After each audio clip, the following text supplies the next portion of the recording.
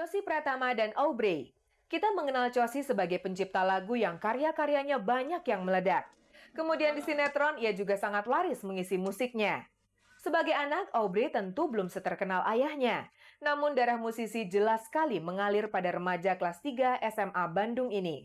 Ya, saksofon, trompet, piano, gitar, bass, drum, biola.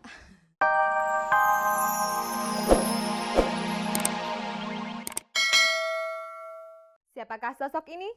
Betullah kalau Anda menjawab Jenderal Purnawirawan Wiranto. Di masa pensiunnya sekarang ini, cita-citanya pada masa lalu bisa terlaksana. Ia menjadi penyanyi yang lebih serius.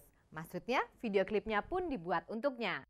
Di luar studio diparkir sebuah mobil kecil. Tetapi pemilik mobil ini orang besar, menengok dari pangkat dan jabatan yang pernah diembannya. Nomor mobil ini menunjuk pada tahun kelahirannya dan huruf belakang menunjuk pada inisial namanya. W adalah Wiranto. Dialah jenderal pensiunan itu yang mengalami pemerintahan 3 presiden, Soeharto, Habibie, dan Gus Dur.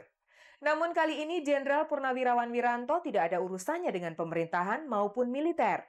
Ia sedang membuat video klip dengan sutradara Rizal Mantovani. Sebuah lagu berjudul Kau Selalu di Hatiku dinyanyikannya. Anda yang mengenal lagu aslinya pasti tahu, di beberapa bagian lagu ini nadanya diubah oleh Pak Wiranto. Tapi itu biasa. Aslinya lagu ini dinyanyikan oleh Ernie Johan, muncul di pertengahan tahun 60-an. Album saya baru satu ya, album perdana saya. Ya, jadi walaupun sudah kita luncurkan, tapi saya kira memang masih kita perlukan untuk kita kenalkan ke masyarakat lewat video klip ya, begitu. Mengapa Pak Wiranto tidak membawakan lagu baru? Ternyata di balik itu ada siasat. Lagu-lagu lama ini saya gali kembali, kecuali memang liriknya sangat bagus dan sepertinya memang jadi lagu abadi ya. Kapan saja diperdengarkan orang seneng gitu ya. Tapi sebenarnya saya ingin cepat untuk segera bisa memproduksi lagu dan hasilnya memang untuk para pengungsi. Jadi kalau saya nunggu dikarang dulu lagu-lagunya, nanti keburu kita nggak bisa memberikan sumbangan yang dibutuhkan saat ini, bukan dibutuhkan nanti. Albumnya sendiri sudah lama beredar. Dengan video klip ini diharapkan semakin banyak orang membeli kasetnya. Sementara hasil pertama kemarin yang saya serahkan kepada Palang Merah Indonesia, itu untuk pengungsi, tidak hanya pengungsi di NTB dan NTT, tapi juga pengungsi dari Aceh, pengungsi yang ada di Kalimantan, dan barangkali juga pengungsi korban bencana alam, tidak ada masalah. Ya, kemarin kami bisa menyumbangkan kepada PMI 1,5 miliar ya. Barangkali nanti juga akan ada tambahan lagi setelah saya mendapatkan royalti dari album ini. Jumlah sebesar itu tentu karena penjualan albumnya dilakukan dengan cara mengetuk langsung hati para pembeli tertentu. Begitulah kalau seseorang terkenal dan berpengaruh macam Pak Wiranto menyanyi. Namun, bukankah suaranya memang bagus? Apalagi hasilnya disumbangkan untuk amal sosial. Maka uang pun banyak masuk hingga mencapai miliaran rupiah. Mudah-mudahan enggak ya. Mudah-mudahan enggak ada, sebab ini untuk amal gitu ya. Sebab kalau untuk amal pun dibajak itu dosanya lipat-lipat saya kira ya. Kami memang belum melihat kaset bajakan album ini beredar di pasaran. Mungkin karena nilai komersialnya belum terlalu menggiurkan. Namun bila nanti-nanti album Pak Wiranto lainnya bermunculan dan laku, pastilah akan dibajak juga. Ya, saya ingin lihat dulu ya. Istilahnya kan, istilah kerennya kan pangsa pasar gitu ya. Kira-kira diterima enggak oleh masyarakat, digemari apa enggak. Kalau suara saya ternyata juga memang digemari dan bisa diterima oleh masyarakat, tentu bisa saja ya saya meluncurkan album berikutnya. Tapi kalau ternyata enggak ya jangan dipaksain loh ya, kan begitu. Harus tahu diri. Itu tadi jawaban berandai-andai dari Pak Wiranto. Sebab ia adalah jenis orang yang lebih suka menyelesaikan pekerjaannya satu persatu kemudian melihat hasilnya.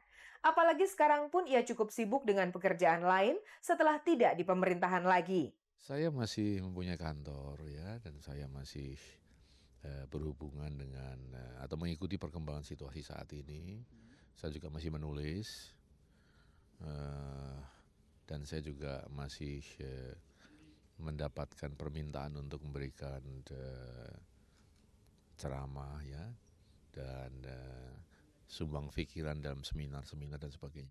Tetapi dari sekian kesibukan itu, tentulah honorarium sebagai penyanyi adalah yang terbesar. Saya nggak dibayar dong. Loh, justru saya nggak dibayar. Siapa yang bayar saya? Saya mah keluar uang untuk produksi album ini dan hasilnya sepenuhnya saya serahkan untuk amal. Saya nggak ada terima sepeser pun ya. Seperti sekarang misalnya pembuatan video klip ya, saya tentu dibantu oleh rekan-rekan saya, Rizal Mantovani dan kawan-kawan dan sebagainya. Mereka juga sangat paham bahwa ini untuk amal sehingga tidak komersil gitu. Kemudian di dalam memproduksi lagu ini tentu saya juga tidak minta gratis ya, kita juga ada cost untuk itu.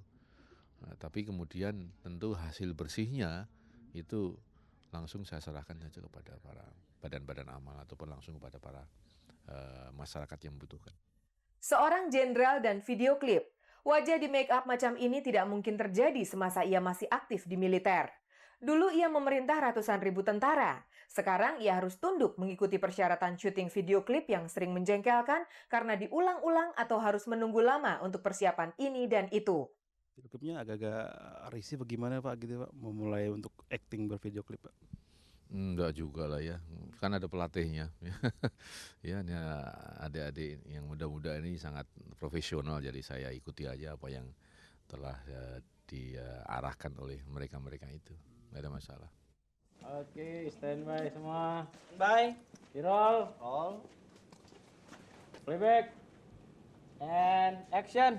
Buah jatuh tak jauh dari pohonnya. Buah itu adalah Aubrey dan pohonnya adalah Cosi Pratama, musisi yang sangat laris mengisi soundtrack sinetron. Hampir seluruh alat musik dikuasai oleh Aubrey. Bapak dan anak, Cosi Pratama dan Aubrey. Kita mengenal Cosi sebagai pencipta lagu yang karya-karyanya banyak yang meledak. Kemudian di sinetron ia juga sangat laris mengisi musiknya. Sebagai anak, Aubrey tentu belum seterkenal ayahnya. Namun darah musisi jelas sekali mengalir pada remaja kelas 3 SMA Bandung ini. Ya, saksofon, trompet, piano, gitar, bass, drum, biola, apa lagi? Itulah alat-alat musik yang dikuasainya. Dengan menguasai banyak instrumen, sesungguhnya Aubrey bisa main musik sendirian di studio rekaman. Ya pengen sih, mau. Ya bangga dan cemburu. Karena pertama dia bisa main lebih banyak alat, kedua disiplinnya tinggi. Itulah komentar sang ayah atas putrinya. Basicnya piano, tapi alat-alat yang lain dia pelajari mungkin otodidak. Cuma mungkin karena basic pianonya kuat jadi dia bisa mempelajari yang lain ya. Setelah dasar musik dipahami oleh anaknya, Cosi meningkat pada pengajaran harmoni. Teori mungkin dia lebih menguasai dari saya. Jadi mungkin yang saya berikan nama dia tuh harmonic progression. Mudah-mudahan lah nantinya entah 5, entah berapa tahun dari sekarang mudah-mudahan dia bisa jadi pencipta lagu. Kalau itu terjadi, Aubrey akan seperti Cosi. Waktu yang nanti akan membuktikan apakah ia juga akan selaris dan sesukses ayahnya sebagai pencipta lagu. Aduh. Dia kalau ngomong lagunya Papa cengeng. Ya kan? Tapi untung aja lagunya Papa chordnya agak miring-miring katanya. Jadi nggak terlalu cengeng. Ayah dan anak main musik bersama. Mengapa mereka tidak mencoba rekaman musik instrumental ya? Sulitnya lagu-lagu instrumental atau musik-musik instrumental di Indonesia tuh pasarannya kecil sekali. Jadi kalau hanya sekedar obsesi aja kemudian toh nggak didengerin orang kayaknya ya percuma. Begitulah Cosi Pratama yang paham betul mengenai pasar musik di Indonesia. Dengan pengetahuannya ini, ia akan membimbing Aubrey putrinya untuk memasuki dunia musik yang tidak sia-sia di Indonesia. Aji Notonegoro dan Raja Jawa. Di rumahnya ada gambar Hamengkubuwono ke-6. Raja inilah yang darahnya ada pada Aji Notonegoro.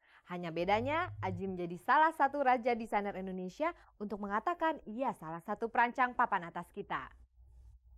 Aji Notonegoro mungkin termasuk orang yang patut bangga pada diri sendiri. Sebagai perancang, ia sukses. Sebagai guru model, ia telah melahirkan nama-nama mengkilap di atas catwalk. Dan sebagai anak manusia, ia hormat pada leluhurnya. Mungkin karena saya salah satu keturunan dari HB6 ya.